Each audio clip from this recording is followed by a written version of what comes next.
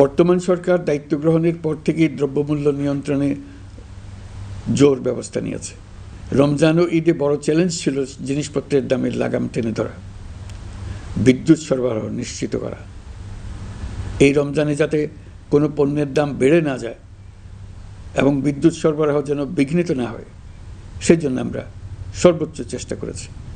রমজান মাস জুড়ে সরবরাহ চেনের প্রতিবন্ধকতা কঠোরভাবে প্রতিহত করতে সব ধরনের ব্যবস্থা আমরা নিয়েছি। দেশের সকল জায়গা থেকে খবর এসছে যে এই রমজানের দ্রব্যমূল্য আগের তুলনায় কমেছে, জনগণ স্বস্তি পেয়েছে। দাম নিয়ন্ত্রণে এই প্রচেষ্টা চলমান থাকবে। প্রিয় দেশবাসী, গত 16 বছরে শেখ হাসিনা যে ভয়াবহ লুটপাট কায়েম করেছিল, আপনারা সেটার ভুক্তভোগী ছিলেন। ছাত্র জনতার অভ্যুত্থানের মুখে তারা পালিয়ে যাবার সময় এক লণ্ডভণ্ড অর্থনীতি রেখে গেছে। এই পরিস্থিতিতে দায়িত্ব নেবার পর অর্থনীতি পুনরুদ্ধারের জন্য অন্তর্বর্তী সরকার নানা উদ্যোগ নিয়েছে। ব্যাংকিং খাতে শৃঙ্খলা ফিরেছে। ক্রমান্বয়ে অর্থনীতির অপরাপর সুযোগগুলো ইতিবাচক ধারায় ফিরতে শুরু করেছে। এই সরকারের সবচেয়ে বড় চ্যালেঞ্জ মূল্যস্ফীতি।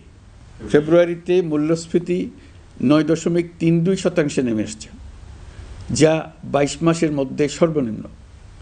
আগামী জুন মাসের মধ্যে এটি 8%-এর নিচে নেমে আসবে বলে আশা করছি।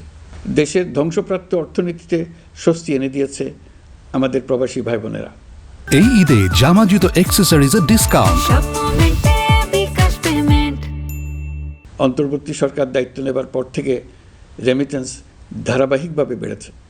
ফেব্রুয়ারি মাসে রেমিটেন্স প্রবাহ রেকর্ড গড়েছে, প্রায় 25% বৃদ্ধি পেয়ে $2.5 বিলিয়ন পৌঁছেছে। রেমিটেন্স যোদ্ধারা আমাদের দেশের অর্থনীতি গড়ার বীর সৈনিক। তাদের জন্য প্রক্রিয়াগত যেসব বিষয় রয়েছে সেগুলো সহজ করে দেওয়া আমাদের দায়িত্ব। তারা যেন ভোগান্তির শিকার না হন, দূতাবাস যেন ঠিকমতো কাজ করে, এটি নিশ্চিত করার জন্য আমরা ব্যবস্থা নিয়েছি। আগামী নির্বাচনে যেন তাদের ভোটাধিকার দিতে পারি, সেজন্য কাজ করছি। পলাতক সরকারের আমলে চট দখলের মতো দেশের ব্যাংকগুলো দখল করে নেওয়া হয়েছিল। আমানতকারীর টাকাকে তারা নিজেদের ব্যক্তিগত টাকায় রূপান্তরিত করে ফেলেছিল। অন্তর্বর্তী সরকারের অন্যতম কাজ ছিল ব্যাংকিং ব্যবস্থায় আস্থা ফিরিয়ে আনা, আমানতকারীর স্বার্থ রক্ষা করে নিয়ম শৃঙ্খলা প্রতিষ্ঠা করা, হিসাবপত্রে বিশ্বাসযোগ্যতা স্থাপন করা। ব্যাংকিং ব্যবস্থায় আস্থা প্রতিষ্ঠা করা গেছে। এর ফলে অর্থনীতিতে শৃঙ্খলা ফিরেছে। অন্তর্বর্তী সরকারের অর্জনগুলোর মধ্যে এটা ছিল খুবই গুরুত্বপূর্ণ। গত সরকারের লুটপাটের মহোৎসবে গত 15 বছরে $234 বিলিয়ন পাচার হয়েছে।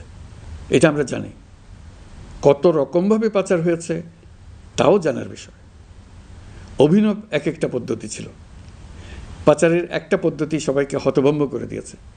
এই পাচার হয়েছে বিদেশে অধ্যয়নরত সন্তানের কাছে টাকা পাঠানোর নামে। তিনি সন্তানের লেখাপড়ার জন্য এক সেমিস্টারের অর্থাৎ 3 মাসের খরচ বাবদ অফিসিয়াল ব্যাংকিং চ্যানেলে পাঠিয়েছেন $3.33 কোটি, অর্থাৎ প্রায় 400 কোটি টাকা। পাচারের এর চাইতে বেশি তাক লাগানো পন্থা আর কি আছে